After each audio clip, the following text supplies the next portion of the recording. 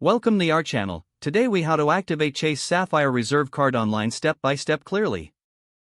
To activate your Chase Sapphire Reserve card online, begin by visiting the Chase website. Locate the Sign In button at the top right corner of the home page. Click on the Sign In button to open the login page. Enter your user ID and password in the provided fields. If you haven't registered for online access, click on the Not Enrolled. Sign Up Now link. Follow the prompts to register your account using your personal information and card details.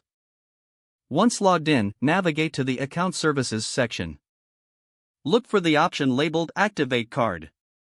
Select the Activate Card option. You will be prompted to enter your card information, including the card number and the last 4 digits of your social security number. Fill in the required fields accurately. After entering the information, click on the Activate button. A confirmation message will appear, indicating that your card has been successfully activated. If you experience any issues during the activation process, consider reaching out to Chase customer service for assistance. Once your card is activated, you can start enjoying the benefits associated with the Chase Sapphire Reserve card. If the page does not load, refresh the browser or try again in a private or incognito window. Make sure you are using the correct email address, then retype it carefully to avoid small typos. If your password is not accepted, use the reset option and create a new strong password you can remember.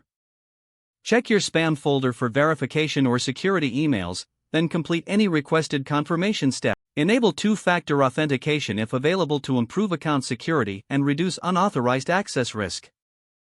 After signing in, review your profile details so your contact information and settings are accurate and current. If you see an error message, note it down and try again after restarting your device and internet connection. Log out when you finish, especially on shared devices, to keep your account and payment information secure. If the page does not load, refresh the browser or try again in a private or incognito window. Make sure you are using the correct email address, then retype it carefully to avoid small typos.